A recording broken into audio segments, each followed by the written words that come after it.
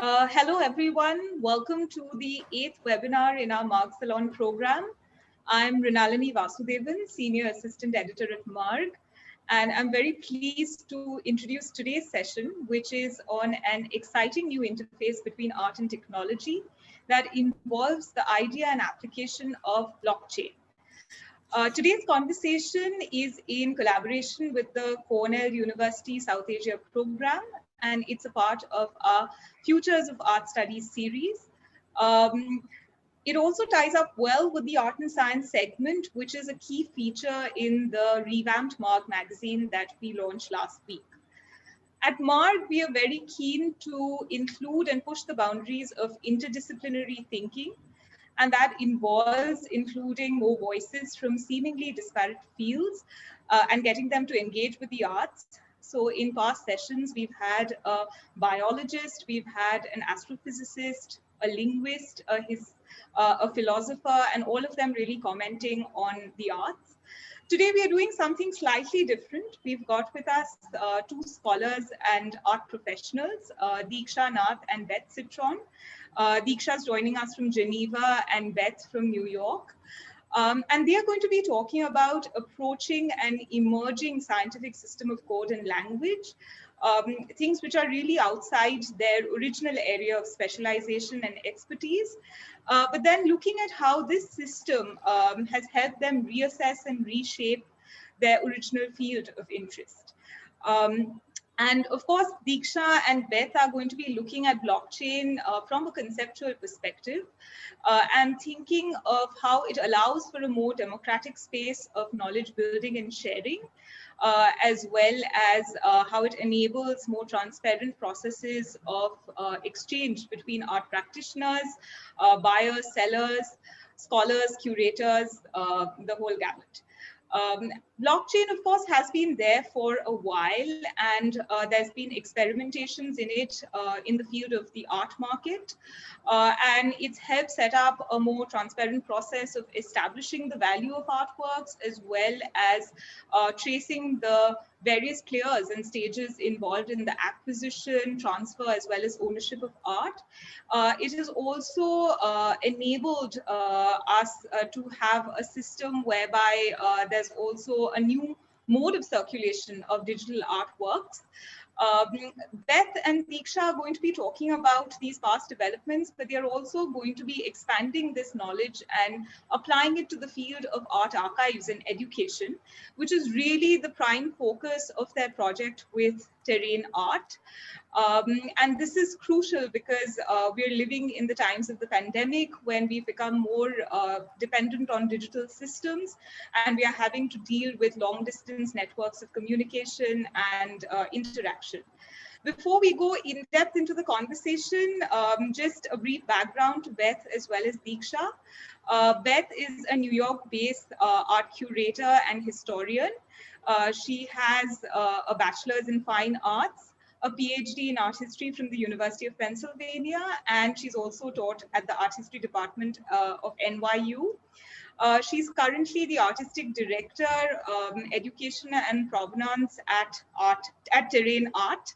And her main interest is really in modern and contemporary art, especially Indian art. She's worked as a curator with the Rubin Museum of Art, as well as with the Serendipity Arts Festival and the Dhaka Art Summit. Like Beth, Deeksha is also a writer and curator interested in modern and contemporary art, and she works with Terrain.art as well as artistic director of exhibitions in Provenance. Deeksha has also been the recipient of a Charles Wallace Fellowship and an IFA Museum Fellowship. She's been visiting faculty at the Ashoka University, and she's really worked on a range of national as well as international projects with art galleries, foundations, museums, such as the NGMA in New Delhi, as well as the Tate in London. She's also the desk editor at Art Asia Pacific Hong Kong, as well as on the board of Outreach India. We are very pleased to have Deeksha and Beth with us. And there's going to be a 45 to 50-minute discussion where they take questions posed by Rizio Johanan, a writer and publisher at the Mark Foundation. As we follow in our webinars, we're going to have a question and answer session right at the end, where I make a selection from all the questions posed by our attendees. And please try and keep your questions as brief and direct as possible, and also mention which speakers they are meant for. Don't keep the questions right till the end. You can start posing them from halftime. And in case we are unable to take your question, please pose it again with the YouTube and Facebook recording of the session that we'll be putting up. And we'll definitely try and get Beth and Deeksha to respond to them over there. So thank you. And Rizio, I pass on the session to you. Thank you, Mrinalini. Beth and Deeksha, very happy to have you both with us today. And hello, everyone. I would like to clarify at the outset that we use this title, Art in the Age of Blockchain, as an indicator of our current efforts to bring multiple energies together to inspire a greater common investment in the arts. Obviously, within Mark's own space, we have neither enough information bandwidth nor adequate resources to engage directly with the technicalities of our new digital environment. Then what are we venturing to do here and why? I would say, as an art space, we are foregrounding our own curiosity concerning the new technologies because we encounter three major provocations at this time. One, we find it quite ironical that while art and technology are two fields that an ordinary human being encounters the most in anything she does, from the food she eats or the clothes she wears to the phone network she uses, these are embedded in our everyday. While we use the products of art and technology, we tend to stay away from the how and why of developments in these areas because these are seen as too technical or dry or too intellectual, even elitist for a layperson's reach. So, of course, this response is not without valid reasons. Very often, the language that we use to communicate in these fields tends to get quite dense and is understood only within that guild. So, we thought it is important for Mark to at least begin an inquiry at the convergence of art and technology in a language that is accessible.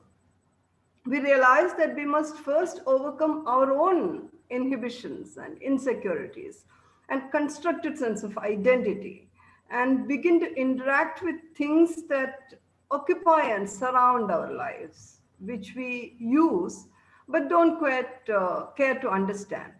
So, provoked by this irony, we are now creating a forum for conversations where we seek to learn from everyone who is present. I'm sure there are people who are they know about blockchain, etc. Like I have my own friends I can see here among the audience. So this is where we are. The second provocation is we see the immense possibilities of creating and presenting art and even historically studying art with the aid of digital technologies. But it is the object, the constructed object or the finished project that is often put in public view and the processes are hardly discussed. Our question is, should not these processes enter at least the conceptual world of art education or art appreciation in our times? Can the art and design community study these and conceptualize something like, say, the India report of 1958 for our digital age? So this is something which interests Mark, and we are looking at that. The third provocation, while we demand objectivity in art historical studies and even in art criticism, has the art market or art governance ever been transparent or objective? Do we know what works there, how it works? So when a technology like blockchain promises democracy and transparency, we thought it is vital for us to engage, be curious, and go and see what's happening there. That's why we are here, no other claims. So, and Beth and Deeksha are leading two divisions of a large project that offers some promises here, as Mrinalini mentioned. So it may help artists to reach an equitable market, and art archives may be created, which will be a useful educational resource, or better connect with the public. All these are promises. And they promise to dismantle hierarchies and democratize the art world. Beth and Diksha will tell us more about it. But of course, we at this point we also have many other queries about the technology itself, about its carbon footprint, the level of receptivity of the art market itself to the notion of transparency, and about the very philosophy and rationale of a secure crypto art in a world which is so fragile. Think of the visionary art makers who would destroy their own creations and return the material to the earth. Against that, what is this philosophy? All these issues are there: ecological, political, politico-economic, and philosophical. But in this context, I say this only to indicate that we are beginning this inquiry here with Beth with the view of the complexity of the field vis-a-vis our own limited understanding. Our speakers today are art curators and educators, not technologists or market experts. We think this is Mark's organic entry point, to look primarily at the possibilities that this new technology is offering the arts at this time, while keeping all other concerns in view, and certainly take them up in the coming days when we are more equipped to do so. So we start with Beth and Deeksha, focusing at this stage on the conceptual possibilities, as Mrinalini said, that are emerging at the intersection of the arts and blockchain technology.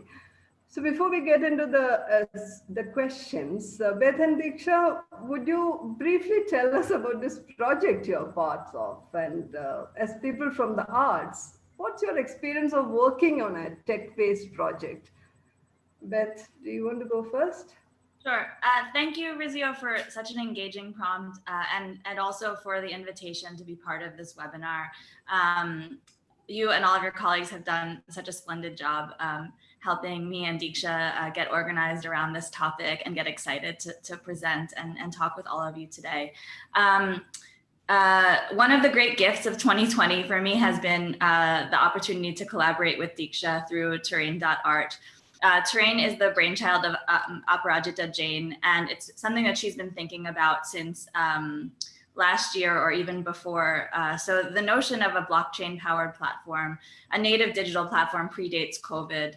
And in many ways, the experience that we're having the experience that we're having globally beyond the art world shows the importance for me of such a platform. It has Terrain has three divisions. One dedicated to education, one dedicated to a gallery, and one dedicated to a registry in Provenance. And the way that it's divided up, this ever-growing project is divided up, is that I'm at the helm of education, Deeksha at the gallery, and together over the long haul, we're attempting to tackle the notion of registry in Provenance for Indian art. And the idea of Terrain is really to expand the ecosystem for Indian art through education, through space for emerging artists, emerging writers, and to really educate people across the field about Indian art. And I would say for myself, when I was first introduced to this idea late last year, blockchain, I had to Google what it was, is how unfamiliar I was with it.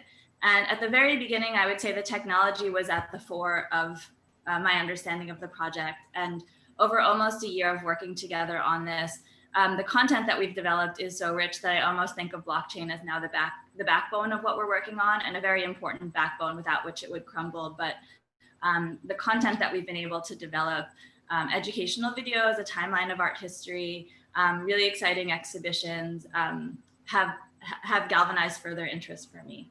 And I'm sure I've forgotten a lot of things about it, so I'm going to turn it over to Deeksha to say more. Deeksha. Thank you, Beth. That was a wonderful introduction. And thank you, Rizio, Mrinalini, the Mark Foundation, for this wonderful opportunity. In many ways, talking about something that is very new to us as well. And as we navigate it, it's interesting that just the amount that we have to learn about the technology. And it's not just Beth and myself. There's a project manager who is a blockchain expert, and we have to mention Anup Varghese as well, because he really does. He's given us some really fantastic crash courses in this, but he also explains to us how some of the ideas that we have can be translated using blockchain. So he really simplifies it for us as well. Also setting, he's in many ways opened our horizons as to what is possible, but then also limited it in terms of, that you need to, yes, okay, it's important to set up an archive, but these are the processes that go behind it. So there's a large coding team, for instance, in Kerala, who are going to sit in and do the coding for the blockchain.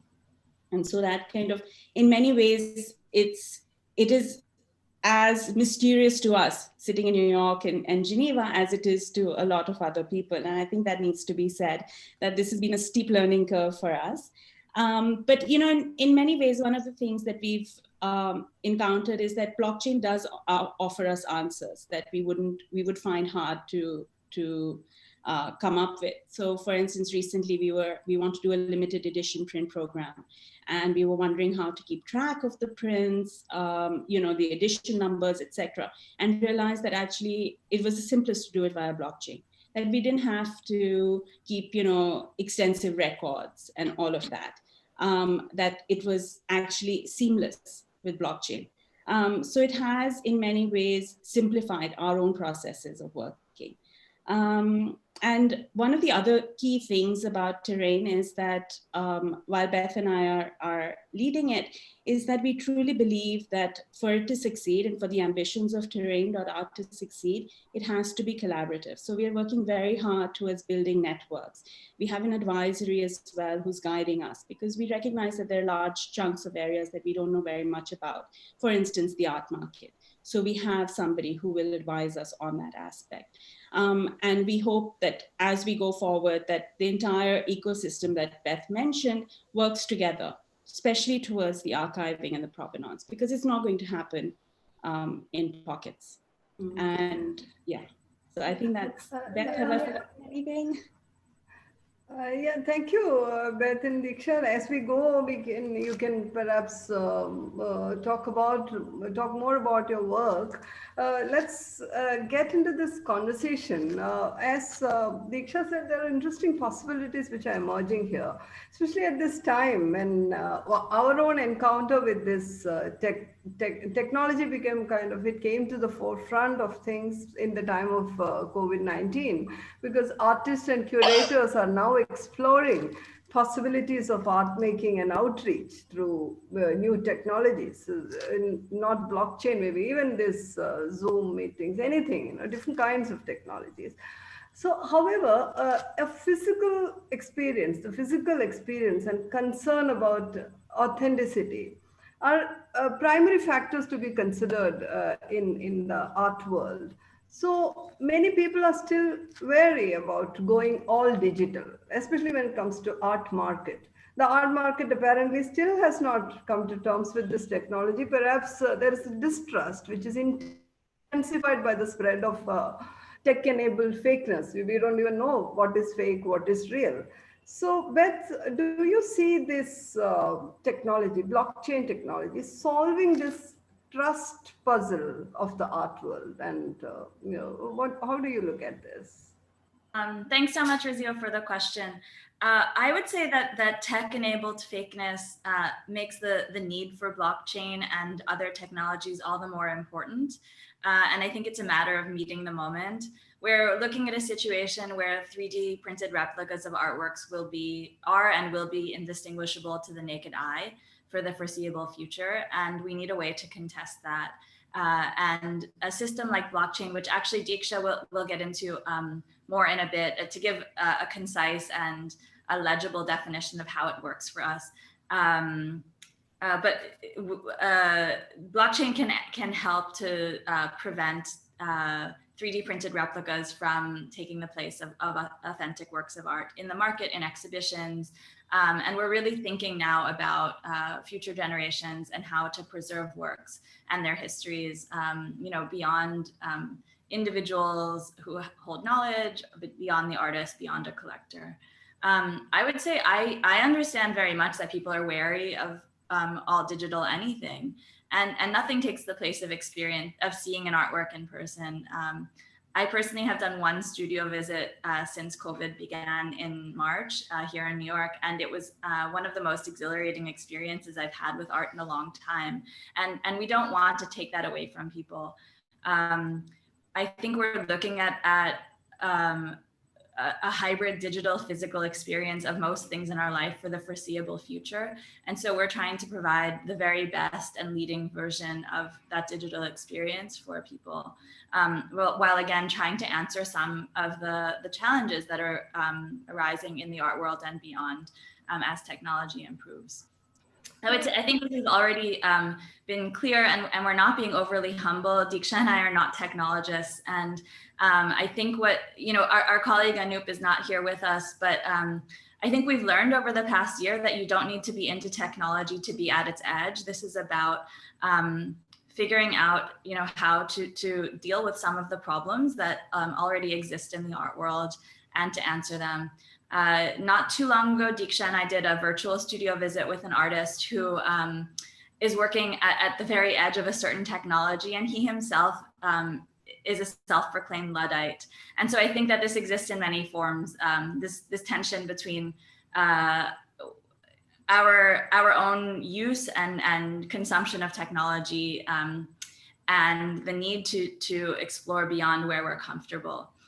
So, just to say again, we're not going to become techies, but we're trying to find a way for the ecosystem to respond to the present and the future. And I would say, also we're seeing a plethora of digital platforms come out that are responsive and reactive to COVID. But to a certain extent, the digital scaffolding that we're relying on is still relationship and brand based. So, you have traditional clients and collectors viewing art on a platform where they would look at something and consider purchasing it because they know the gallery, they know the institution. It's basically the normal system or the old system repackaged online, and it might not be sufficient for the current situation because you have to imagine that not only are collectors and clients seeing works through a screen, but possibly those presenting them have also only experienced those works through a screen. So, the idea of having work registered and authenticated by blockchain would protect everybody in that system to know that the work that they're seeing is authentic. And I think that there are much more creative applications of blockchain possible once we get a baseline system and we all become competent with it. Beyond this, and I think we'll talk about this a little bit more later, but I wanted to touch on it. I personally have confronted many challenges with archives as a researcher in India. I saw that Shivji Panikkar was in the audience of our talk, and he might remember that maybe 13 or 14 years ago, I used to spend time in the physical Baroda archives looking at newspaper articles that are pasted into scrapbooks, basically, for my PhD research. And for so many reasons, that would be impossible now. So I just also want to make a plea for the digitization of those materials. And with that, I believe that blockchain offers a solution to ensure that those materials can live for hundreds of years from now, not dependent on any institution, any one server, and so on and so forth, and not be vulnerable to climate, to politics, and things like that in the same way. And lastly, before I turn it over to Deeksha, I would just say, I believe genuinely that the benefits for artists of blockchain are quite substantial. It is a ton of work to think about registering all of your work, but it would recenter an artist within their own career and within their own body of work to really be able to maintain your own archive, know what was created, where it is, and be able to trace your own work over the course of a career, I think is is a particular advantage, and perhaps one of the main incontestable advantages that blockchain offers during this time. So I know there's much more to talk about, but I think I'll turn it over for now. Thank you. Thank you, Beth. You've really opened this discussion. But as you're talking about these kind of possibilities, and these possibilities have really opened in the last, I mean, so suddenly, you know, especially at this time. But Deeksha, while we are, suddenly these things are opening up, but traditionally discussions on art have been centered on the aesthetic object, you know, and most, if you look at galleries and collections, most of the galleries and collections still continue this object fetish. So in this context, bringing the focus on knowledge or education or processes that enrich one's appreciation of art in all forms and modes, like Beth just started to explain, it seems a challenge. And suddenly, how will you move? Because the creators or curators have moved there, but the rest of the art world seems to be still focused on the object. So, for instance, if sourcing and processing of material is made easier, it could have tremendous educational, historical, and economic value. And this may lead to a creation of a knowledge management system, which is very credible, as Beth said. So how can blockchain technology help here in making this shift? Can it work in concert with institutions, exhibitions, towards making this possible? How do you see this networking happening? Big question, Rizio. But I think I'd like to first begin by explaining what our understanding of blockchain is, because we found that over the last year, we've had to re-educate ourselves as to what blockchain is. And while we're banding that word about, I think there might be a number of people in the audience who actually don't know what blockchain is. And I'm actually going to read out a definition by Lauren Stacks, who's a journalist. And this is perhaps the simplest definition of blockchain that I've come across.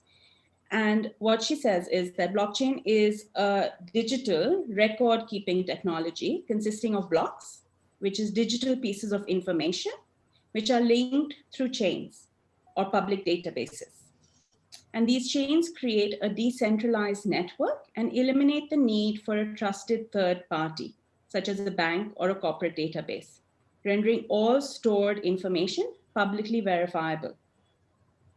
This means when accessing information from the blockchain, you can be confident that the data hasn't been altered. Imagine these blockchain transactions in many ways the same way you would a phone call or a Zoom meeting. The interaction is one-to-one, and you don't need a middleman to complete your exchange. The concept would be the same then, for example, if you were to send money across the world. You wouldn't have to rely on a bank or a cash third-party cash application. The exchange would be secure and trustworthy and one-to-one. So like most other knowledge management systems, blockchain is a tool. It allows for global tamper-proof record keeping. Perhaps the most fascinating aspect of this tool is that it is decentralized and based on trust, verification, and transparency. Oftentimes, the problem is that the education of art is as opaque as the artwork itself. I'm making bold statements, yeah. And that, I mean, we are perfectly honest that we like in the arts to love, we love to speak within ourselves and within our clique. So Darius, so there's these two very interesting philosophers and researchers at the moment, Darius Gemilnayak and Alexandra, sorry, these names are a bit hard to pronounce, Pregalinska, who've written a book called Collaborative Society. And they discuss people's natural tendency to work together and to be together, and how this is enhanced through network technology. They find that cooperation and collaborative behaviors of humans intermediated through network technology is a growing phenomenon. And of course, it's exploded in 2020 with the global pandemic. That This theory of theirs developed through their observation of grassroots initiatives and DIY movements, much like the Me Too movement, for instance, or the anti-CAA movement.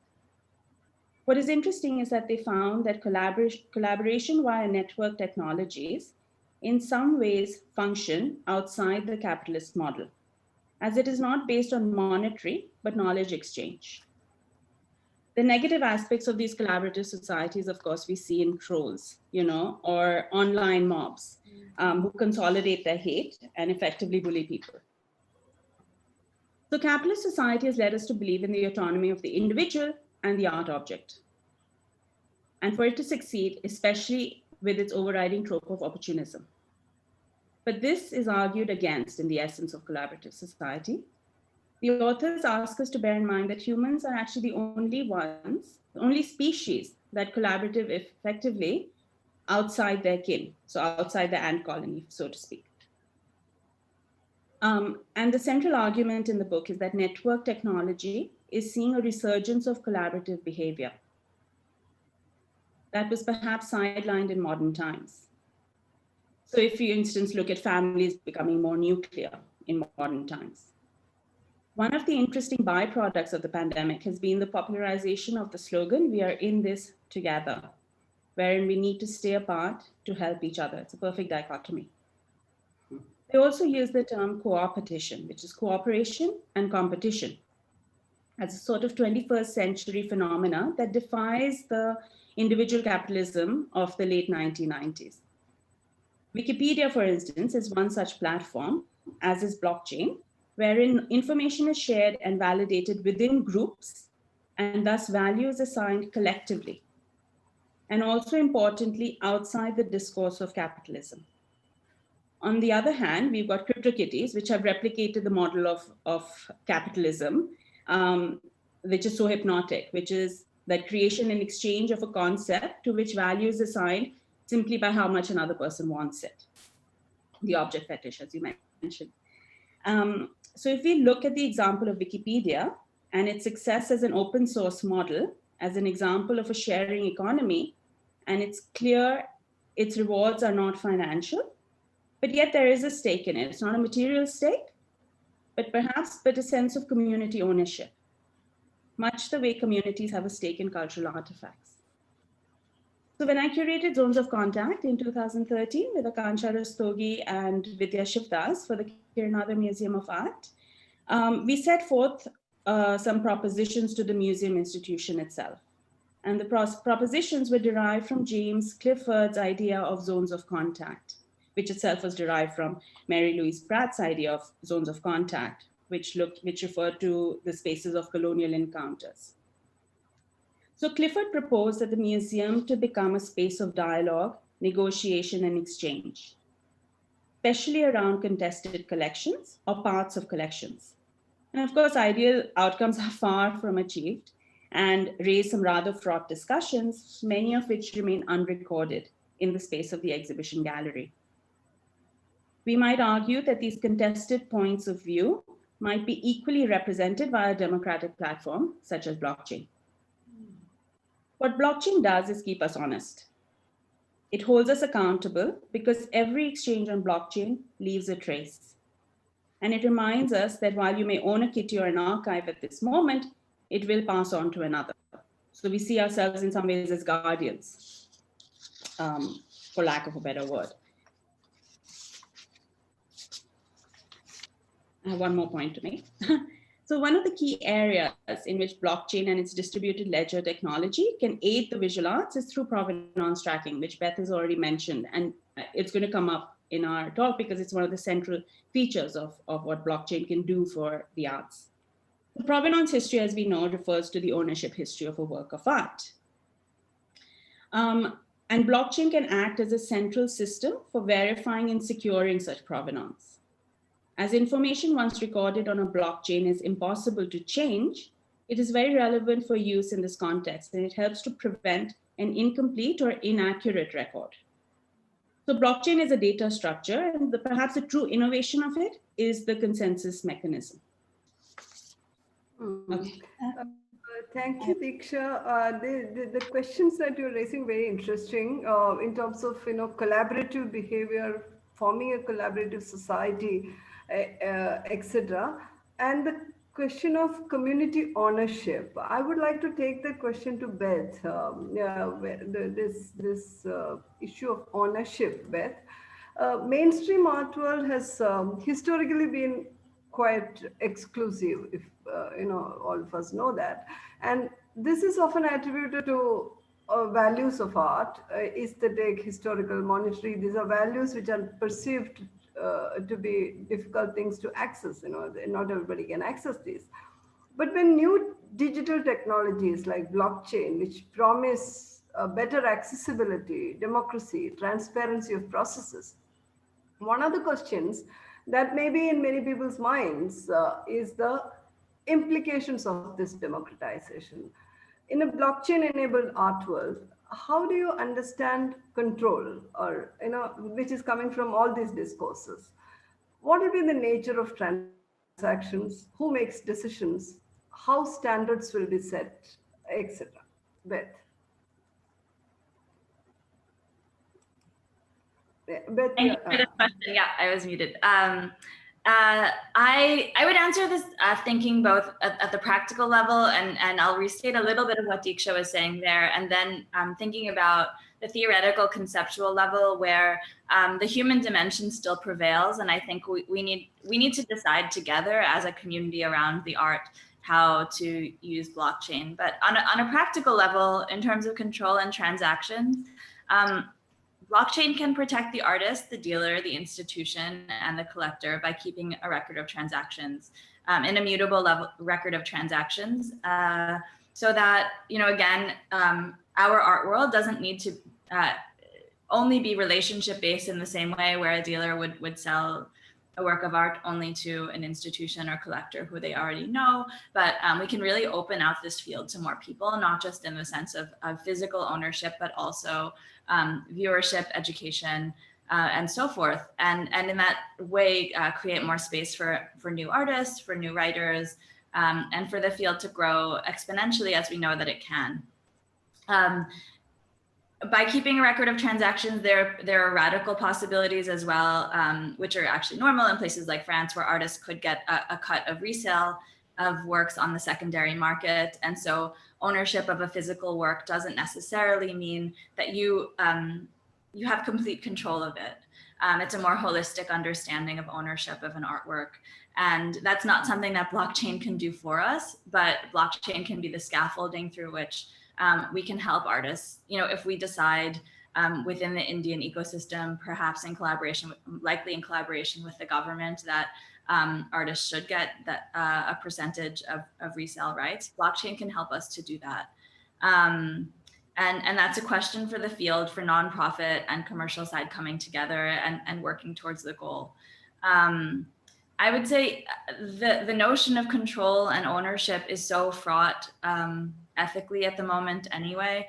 And I've been following an example of a work for sale that's going up through the Baltimore Museum of Art right now, a Clifford Still painting in their collection. And some of you may know the Association of Art Museum Directors relaxed a rule this year around selling works from your collection due to COVID. So normally you can only sell works without penalty from the AAMD to buy other works. And the Baltimore Museum, though also with controversy, last year or the year before was largely praised for deaccessioning works by white male artists to buy works for their diversity and equity initiative. This time around, they're selling 3 major works, including this work by Clifford Still, which was gifted by the artist for essentially to create a fund for salaries, so that, which is largely for care of the collection, but taken very loosely. And they've come under criticism because the gift was very meaningful to the artist. It was his home institution. It was very rare for him to make the gift. And there's really a question of whether the work can be seen as redundant within the collection. Now, legally, the museum is within the right to offload this work, but ethically, it's a complicated set of questions about whether they have the right to handle the work this way. And I'm taking this analogy. I'm taking this as an analogy for the possibilities, you know, for all of us within this ecosystem. We need to think, you know, there is what the technology can do for us, but there's what we should do with it. What should we do with the rules around us? What should we do with the norms? And how can we take those in a positive direction and, you know, be responsible custodians for the works in our care? So I think we're at, and this moment is an inflection point, and there's an opportunity for us to rethink what ownership is. I personally think, while not perfect, this model of ownership where the artist always has some stake in their work is a direction we should move towards. And it seems, you know, more equitable to me and more humane and human. But for the moment, the nature of who makes transactions and decisions and sets standards won't change just because blockchain is there. So the technology can enable systemic change, but it really depends on us. And for, you know, various siloed parts of the art ecosystem coming together, which is one of the reasons, as Deeksha mentioned, we have an advisory board for Terrain.art, and it draws from really each sector of the art world, so that we can address, you know, what are the needs of Provenance and Registry for the auction house, for the American Museum, for an artist, and so on and so forth. Beth, thank you very much, Beth. Deeksha, as Beth now mentioned, even though the possibility of a systemic change using technologies, it is very much there, and its systems are moving towards that. But then the human element is very much there. So you have fear, cynicism, and when it comes to art world, there are also existing socioeconomic hierarchies within the art world. So all these may come in the way of democratizing public engagement with art, you know, who can come in, etc., etc. Because you're doing this now, you're in the middle of a project. How do you address this challenge? What's your personal take on it? But also, how, as a team, how do you address this challenge in your own context? What are the major challenges that you face, and what are your hopes in this regard, Deeksha? So this is going to be a really hard one to answer because our platform isn't live yet. So in many ways, we haven't really tested any of its potential, our own objectives by using blockchain. So I think what I might do is draw upon other experiences, also make some conjectures. This might be that's good. more broadly. And I did mention earlier that, you know, we have actually found that blockchain has been an easy solution, for instance, for one of the challenges we have in terms of managing limited edition prints. But we also have faced many challenges in trying to set up an archival system. And those challenges aren't purely technological. There are other reasons for those challenges. And we're still sort of in the midst of trying to find solutions, and we haven't got them yet, it has to be said. But we are working with our technical team, with our advisors, and Beth and myself, trying to think through how an archive might be set up that is collaborative and functions via blockchain, and is also easy for artists and foundations and museums and private collectors to contribute to and be a part of.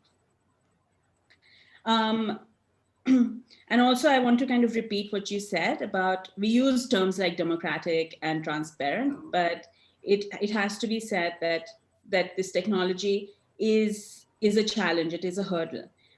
It's a hurdle, also the know-how of it, but also a lot of people don't have access to that technology. So there are many hurdles, and it offers democratic solutions, but it isn't democratic in terms of its usage. And that has to be said. So some of the ways in which we see blockchain being relevant to our platform is, as Beth has said, and I've said again, is the archival system. And much of the business of art scholarship is dealing with archives, permissions, far-flung knowledge sources, all of which impede efficient research in and on the field. Added to that is the haziness of copyright, its ownership and transference of it. At least museums now are attempting to make copyright information available by placing that next to an artwork on their website. But it also then falls upon the artist. It comes back to the artist for anybody to find out who the copyright owner is of the work. And it is our belief that the ledger of ownership should include the transfer and expiration of copyrights. It's one of the big challenges of scholarship. So if collection data sets and copyright determination tools were combined, then getting real information on the status of a work would be, if not quick and efficient, at least much more laborious, much less laborious, sorry. So distributed ledger technology, which is what blockchain is, may prove to be a powerful mechanism in removing silos, as Beth mentioned, between institutions, allowing more control over the distribution of data. So permission is not arbitrarily denied because nobody knows who has to give permission. And it paves the way to the next generation of access. And this encourages a new degree of scholarship. That is our belief and our hope and ambition through the platform. Because blockchain can aid in improving systems for art and collection management, for tracking provenance, for transparent pricing, for creating new digital market, it's much more than cryptocurrency transactions, which is what it's being used for in many museums at the moment. There are those who are also using blockchain to create authentic art. So what we see online, and we will be doing this on our platform as well, is that we are merely putting up an image of an actual artwork and using that as a way to sell art or to showcase art. But there are those like John Zettler of the Rare Network who have created a blockchain platform for digital art that's authentic, permanent, scarce, and tradable. So much like CryptoKitties, but it is for art. So artists are actually making digital art on that blockchain platform. Blockchain also aids in, and I want to go back to what Beth was saying about royalties and just kind of decode that a little bit as to how blockchain can actually help with royalties, for instance, or setting up a system for royalty, because a blockchain can create smart contracts, right? And these function on the principle of if this, then that, right? So that's the formula. It's very simple. So for example, they would simplify and secure the process of buying and selling of works, especially when it comes to royalties, which at the moment is a dream for many artists who are selling on the secondary market in their lifetime. So a smart contract, for instance, would say that artwork X is purchased, a designated percentage of that sale should go to a specific party or a person. And because this smart contract is tied to this artwork, this particular artwork, it automatically carries out that transaction. So there's no need for messy record keeping or a third party to get involved. And this also ensures that records are continuously kept, royalties are never overlooked, and everyone gets their fair share. Okay, so that's a good hope. I mean, let's hope so, because as we said, there are also other factors, human factors involved there.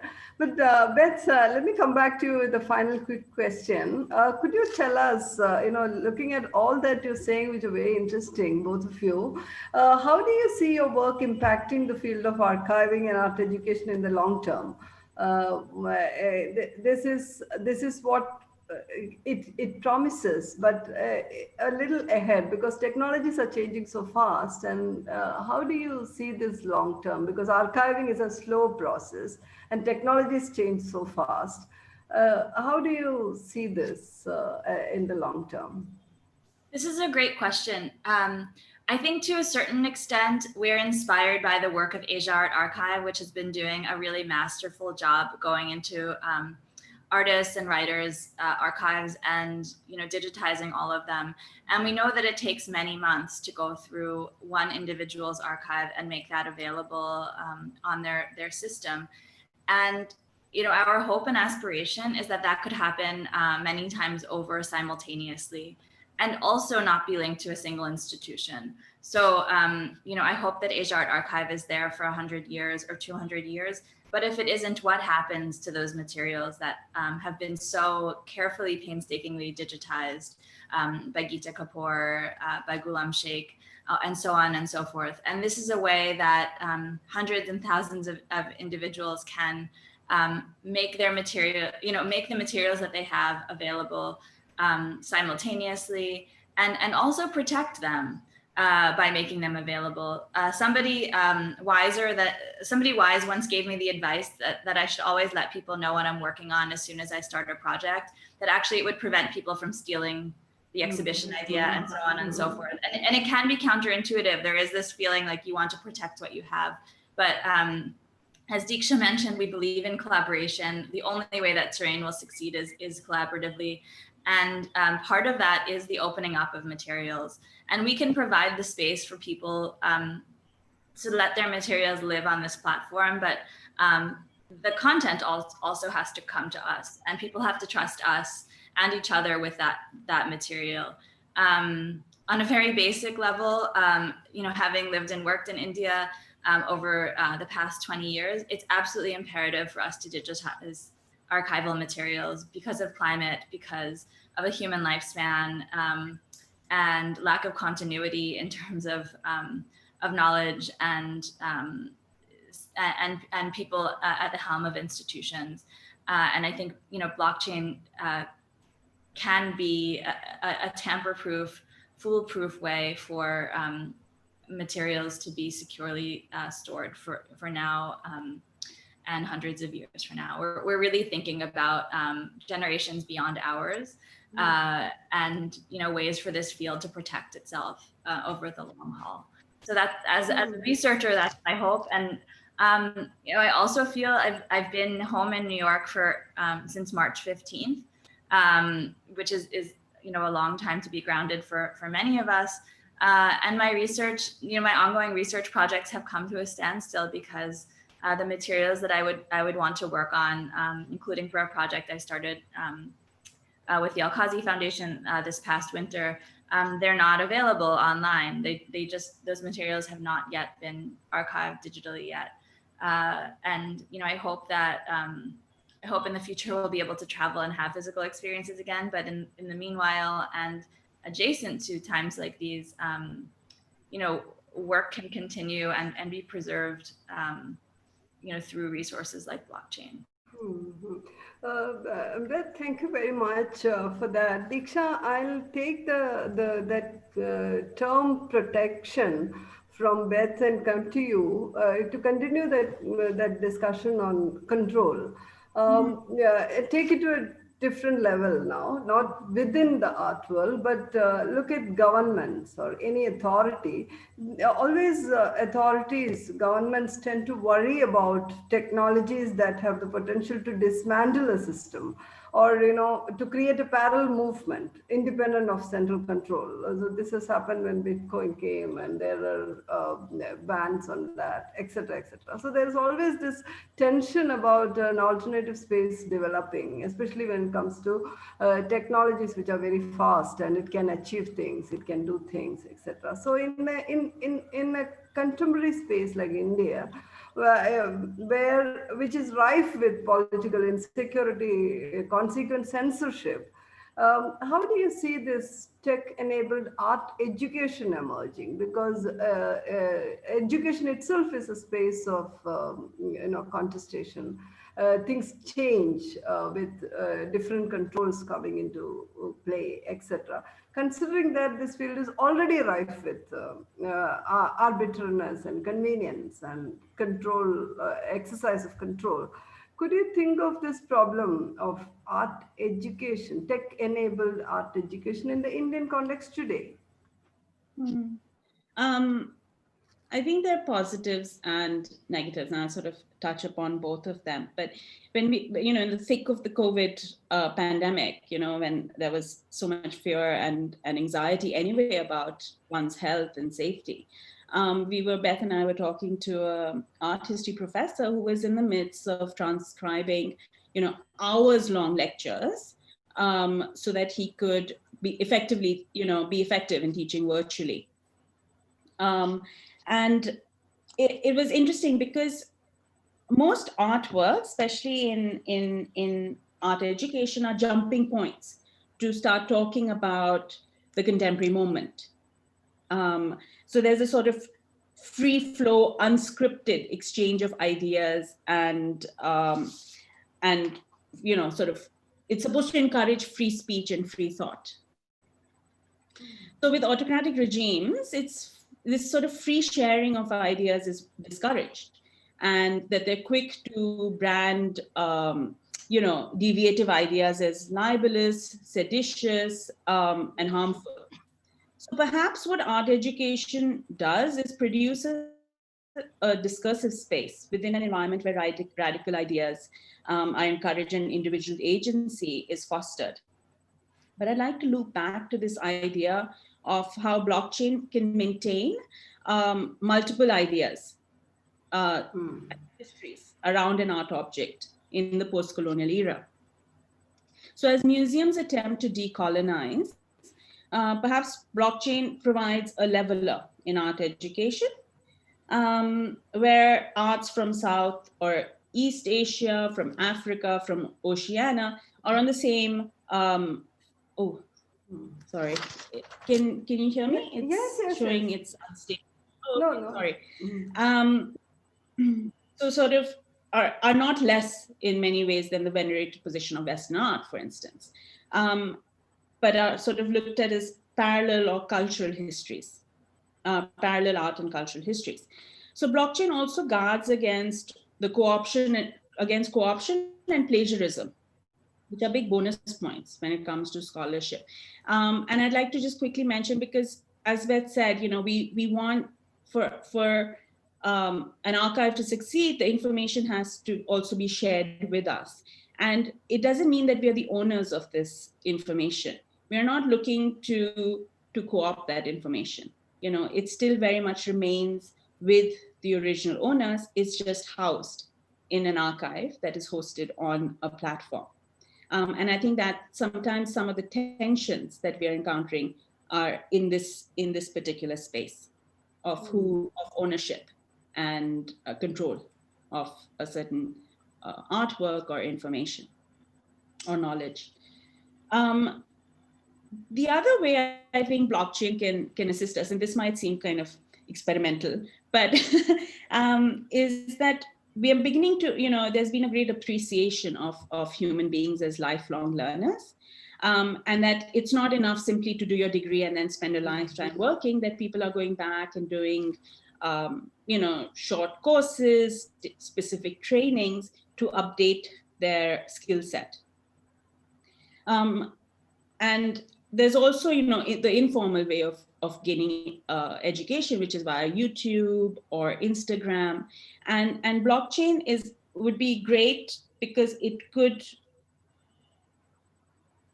maintain your different skill sets or knowledge gatherings, right? So in an individual level, in terms of education, that would be possible. So it would be something that would authenticate somebody's resume, for instance, right? And that's just sort of a little bit on the side. But blockchain also is being used by, for instance, the MIT Media Lab, who since 2015 have been giving certificates that are authenticated via blockchain. So it is being used actually quite practically as a way of maintaining authenticity in the education field. So while education imparted digitally can be monitored, it's also proliferate and decentralized.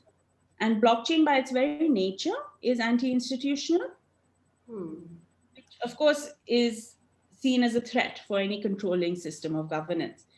But because it's also a meticulous, visible record-keeping system, there's little space for civil action that it's actually subversive action that would be under threat because it keeps track.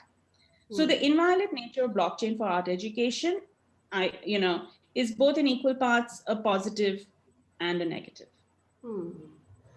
Yeah, thank you, Beth and Deeksha. This has been quite because this is also a new thing for us and all of us coming from this field.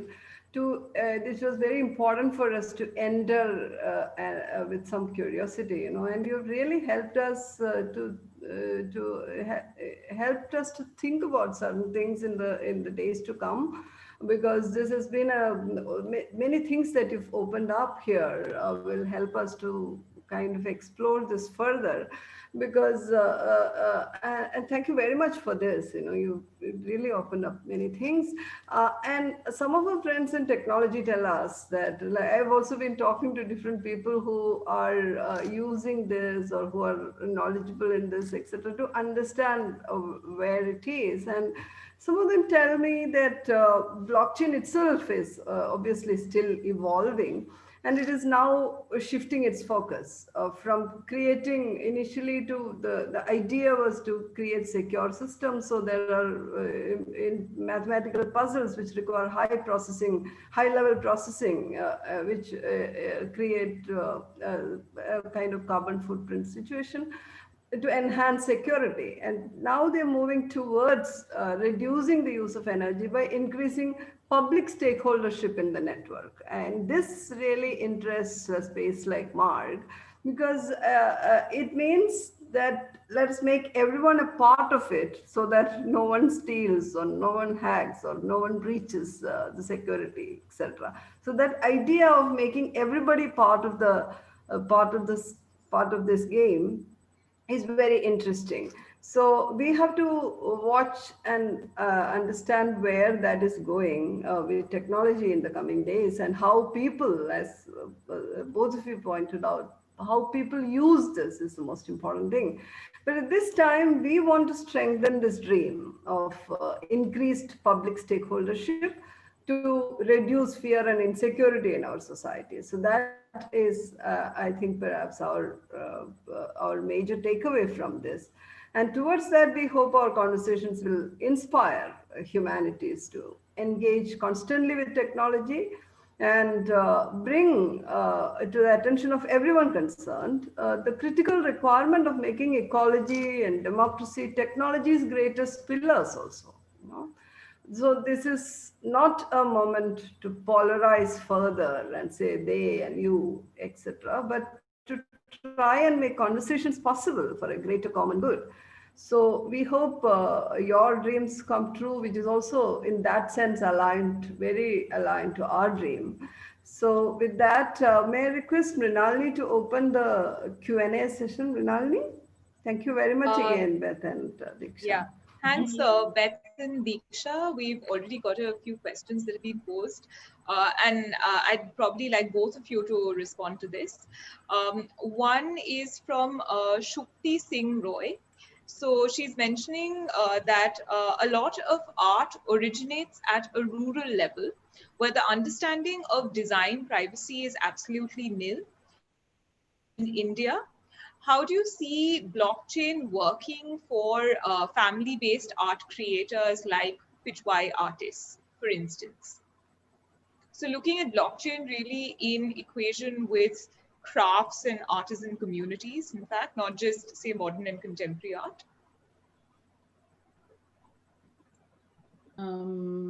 Beth, do you want to attempt this? It is, I mean, considering the challenges that we are facing, even in terms of contemporary art, and, especially, for instance, because artists, would untitle works or label works under series, it is a bit of a challenge, and we have to figure out, how exactly to do it, because blockchain functions by giving a specific number to a specific object, and then it lists, for instance, the image, the specifications like title, size, etc., etc., etc., of that. So it'll give its unique points and then assign a number to it, which then gets applied for those. With art forms where there is this idea of repetitive themes, colors, subject matter, it is a bit of a challenge. And also in terms of the proliferation, but that doesn't mean that it can't be done. I think we understand from Anoop that you can, in fact, if you have an image of the artwork, that you can assign an individual number to it. And it is something that is to be aspired towards, I think, because it's not to say that the traditional art forms are any less than contemporary art. You know, they just have a different format, but that is possible to do within the within this technology. It would just be much more, it would be a larger task, I think. It's a great question. And I think that, I mean, building on what Deeksha is saying, on a practical level, this is all possible if the information and desire for folk traditional arts to be archived in this way come to us. I would say on a conceptual level, we need to think about what authorship is and whether the categories that we have for how to identify, I mean, how to identify individuals within a blockchain system are adequate for something like Pitchwai. For instance, I mean, if artists are working in workshop models, or there are multiple artists collaborating on a work, or different systems at play, I think we would have to consider how to adapt the technology into, you know, and just to make it functional. But I think we don't want to be exclusive or elitist and only serve a gallery system. So I think it's a very important question. In the educational materials we're developing for Terrain.art, we've been conscious not to only privilege elite persons and elite histories, and not to be casteist. And I think another way that we could open out what we're doing would be to be inclusive towards traditional arts. But I think perhaps the first thing is for us to get our platform off the ground and then tackle this as a next layer. But it's important. And yeah, thank you again for a great question. I think also it's possible, sorry, just to come back to that question, possible to cross-reference. So for instance, if you didn't do it, if you did it either via collection, for instance, somebody's collection is a Pitchwai collection, you can archive that, but you can also archive it by the creator. So, you know, then you would set up an archive or under an artist, and then list the number of works that were done, for instance, by them or are being done by them, and it's updated. You know, one of the things is that it can be constantly updated because it's virtual. So, yeah.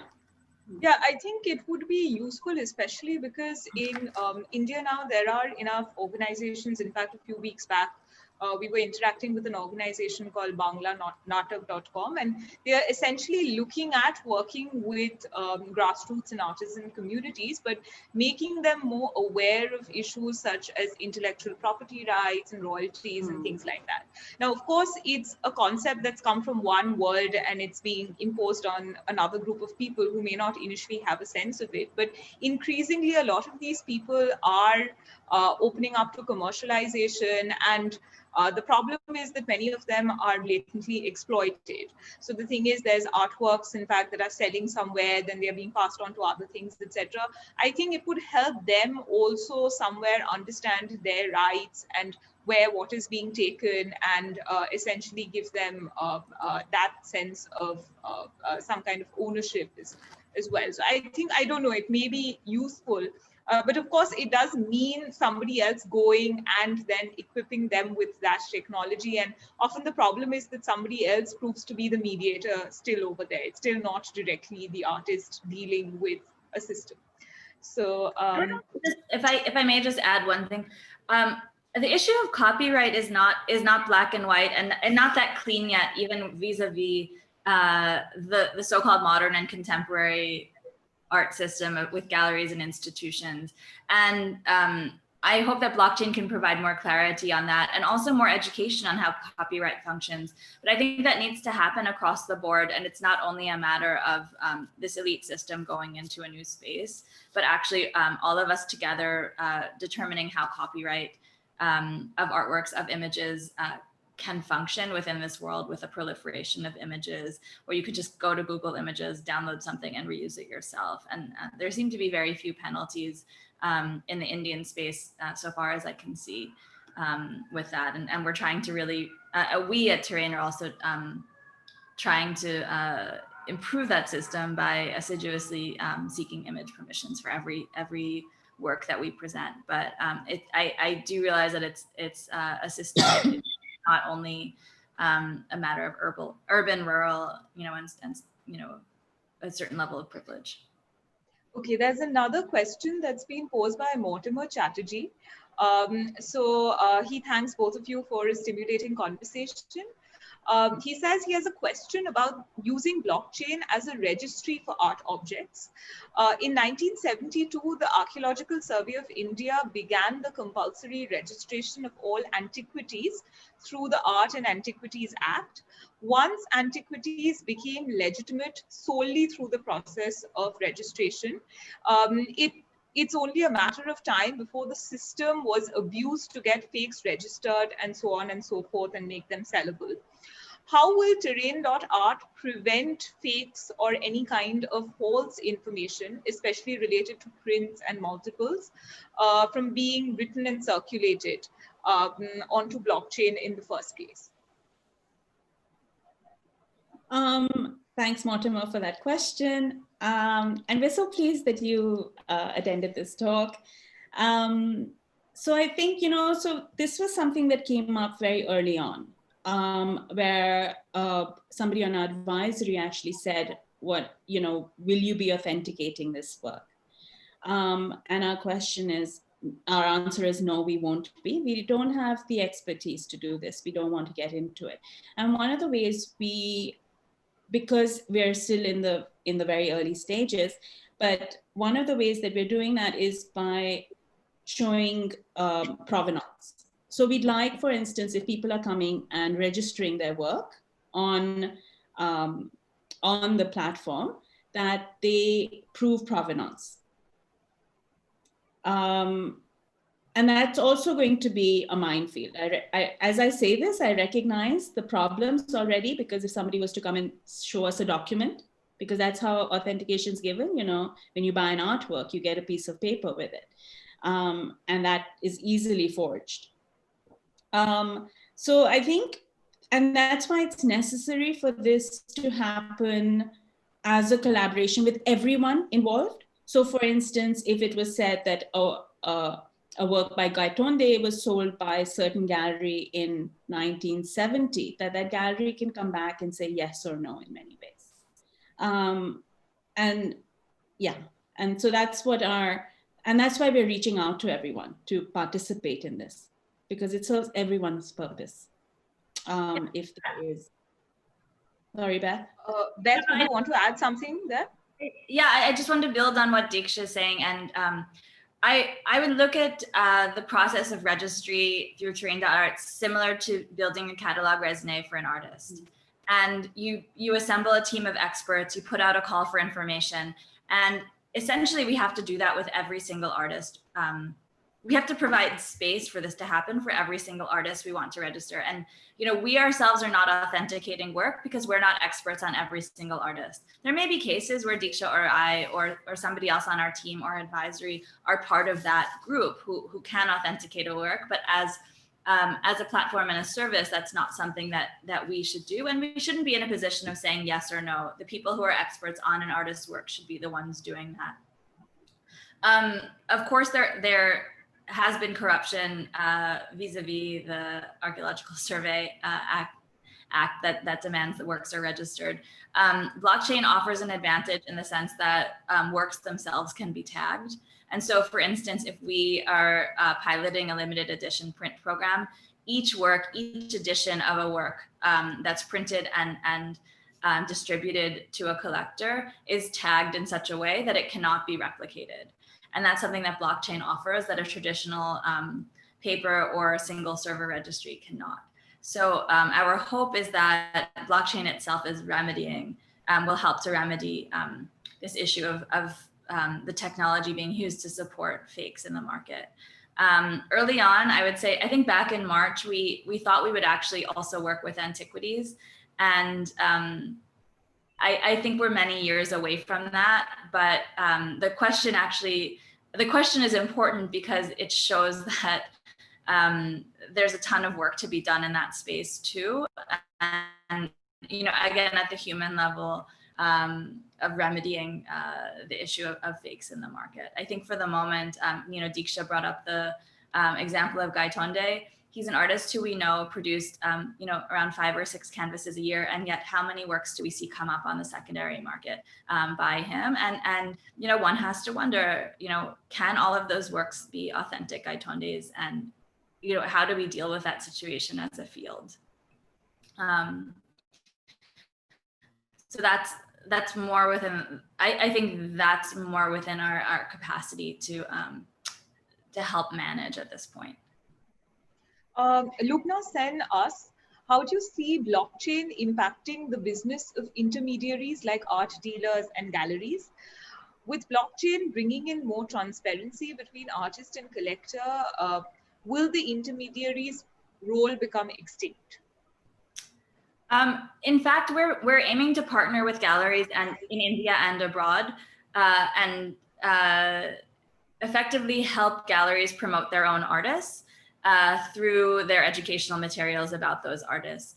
We have a few galleries we've approached already and will continue to do so, where almost like Artsy, if you're familiar with it, each gallery could have a space on a page where they could present materials from their own gallery. And we're also helping individuals to create videos and materials about, what does their gallery represent?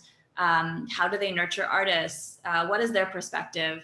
And those materials would be presented alongside educational materials on their artists, like videos, articles, archival sources that may not yet have a digital home. So we see the space for galleries to grow in all of this and not take away, we're not trying to take away anything from existing institutions. And also, I think it makes clear that galleries do much more than simply sell art. From all that Beth has detailed, for instance. I mean, there are artists who are working who, if not shown by galleries, would not reach an audience. So it's not simply that galleries, I think, are dealers. I think we have, especially in India, a great appreciation for what the galleries have done to nurture modern and contemporary art. I don't think a blockchain is a record keeping tool. It's not a marketplace in that way.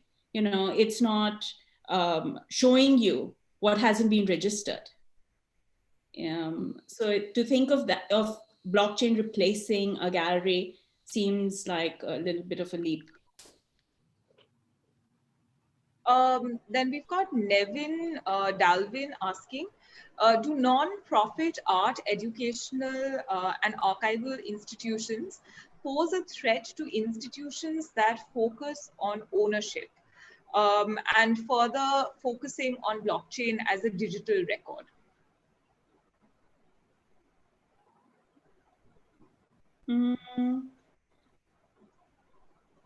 No, I don't think they do.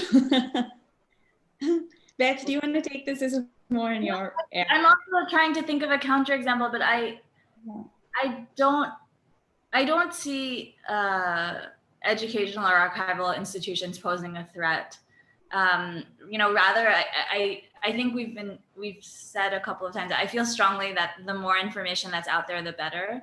And that's the nature of democratizing this field that I think we all believe in, and that blockchain can help us to achieve. But at a human level, I think the more institutions, educational, archival, nonprofit that can enter this space and share what they have, the better off we'll all be for it. I previously worked at a museum for 9 years, and I do know that that museums and other nonprofits can be quite guarded about their materials. This has to do, to a certain extent, with ownership of art objects and provenance, and questions around that, and also about collaboration in terms of funding and collections and so forth. And I've always felt that the more open one could be, the better. And blockchain can help enable that, but it's really at a human level that we need to come to terms with how to deal with ownership, I think. Yeah, and I think that seems to be the biggest hurdle, that who owns this object, who owns this piece of knowledge. And if blockchain simply records that, then in many ways that hurdle doesn't become such a such a threat. That you say, okay, it might be owned by this person, but it can be researched, looked at, even used by others. So it doesn't then seem, it's not so mysterious who owns something. I think the one thing that it may have also enabled is that, on the one hand, when you're talking about ownership, of course, there is probably, you can trace who created a piece of art. But the thing is that with a lot of new age art and digital art, one of the things that blockchain has also been encouraging is that there are multiple owners and stakeholders in any one project. So the thing is that I guess, again, that gives you a sense of community ownership, but it's, I don't know what it means, therefore, for larger decision-making processes, in the sense when there are, say, 5 different people who own one thing and one person decides to have, is there a sense of greater stakeholdership over there, etc.? I don't know if you've come across instances such as this, but I was just gently reading up, and there seems to have been there's another question, in fact, that's been posed by Arundhati Ray. I don't. Yes. You guys can. Yes. To respond here, what you're saying, I mean, there are in blockchain, particularly with new media work, the institutions and the artists in that situation, by keeping a ledger of where copies of a work are, for very who, where there is a high value associated with their work. If the Metropolitan Museum of Art and the San Francisco MoMA have decided to share a work, we need more measures. One needs more measures in place than I feel than a physical registrar sitting in an office keeping track of a hard drive in a folder, and blockchain can offer that, especially as this practice of fractional ownership is being done at the human level. So the question by Arundhati Ray is actually to do with what is the role of cyber security in blockchain.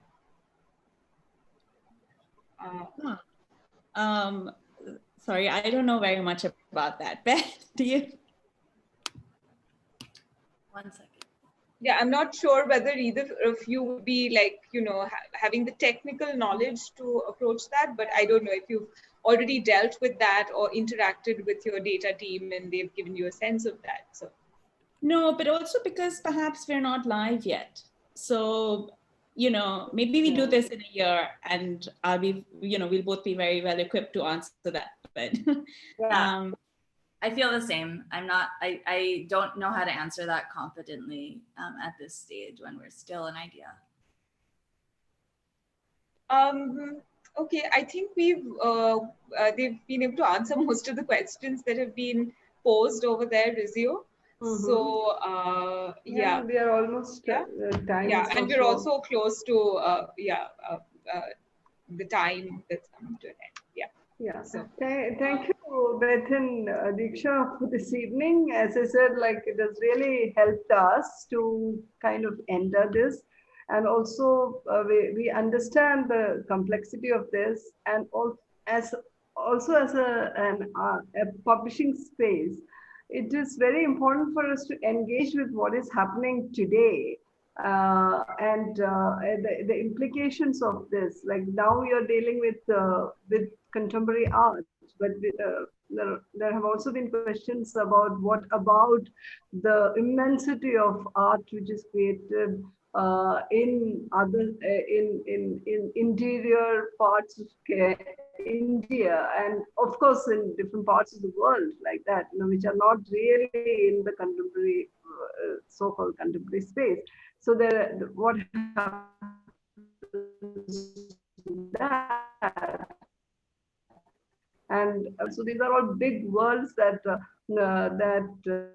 need to be. It's very important that there needs to be a certain kind of archiving, a registry, etc., to have some sense of this enormous of things which are there, because we also do not know. Like we have been in conversation with UNESCO, and one of the major things that they said they're facing this issue in India is that there is no cultural policy. You can't even really begin to look at what is out there. And so for the same reason, you don't even know how to help somebody, or who is deserving. All these things are not really there. So if technology can really help create a record of this or an archive of this, that would be really, really great. But the task is really humongous, it looks like, from what we hear. So I'm sure we would like to also engage more with this in the days to come, also more at the technical level also. And I also take this opportunity to thank Cornell University South Asia program for joining hands with us in helping disseminate information. We also intend, as I said, to follow up this discussion with more conversations in the days to come and explore some of these aspects in more detail. And we are today only attempting to think about the arts in relation to other streams and systems of knowledge, which is very, very important for us now. With the ultimate objective of discovering a path that could be meaningful for a large number of individuals and communities. Otherwise, art will always remain this isolated, elitist kind of space. It's very important for conversations to happen at that public, in the public domain. And we started this webinar series with that intention, and also changed our, kind of really reconceptualized our magazine to make it a more interactive space without losing its seriousness at all, but really a cultural discursive kind of reflective space also.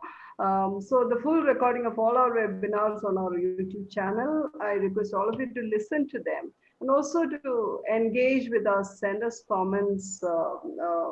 We can also go back to our speakers and give these questions to them, so we generate a discussion.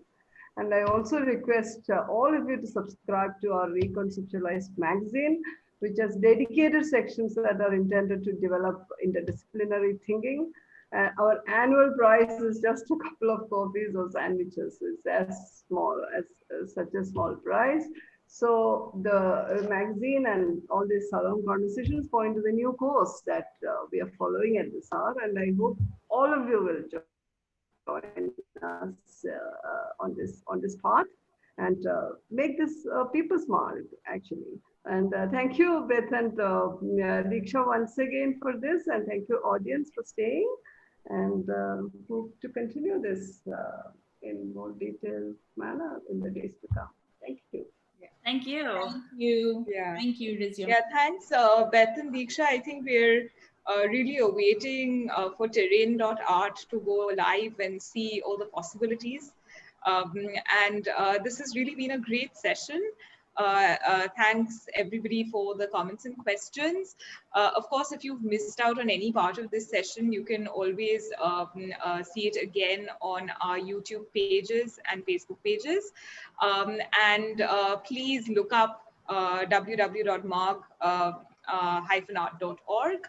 The next salon session is going to be on November 18th, and it's between Ela Bhatt and Kaushik Basu. They're going to be looking at the idea of cultural well-being as well as an economy of nurturance. That's to do with our Futures of the World, Futures of the Planet and Art Worlds to Come series. And that's also the topic that really forms the core of our December 2020 magazine. So we look forward to all your support. And of course, please, as Rizio said, the September 2020 magazine has been released. So please get yourself a digital or physical copy. Our March and June magazines, which are on art and ecology and art and conflict, there were digital copies available, but now there are physical copies available as well. Unfortunately, they were stuck at the press due to lockdown. So we request you to buy those as well. Of course, let your friends know about it, gift copies, and also get yourselves on the subscription programs.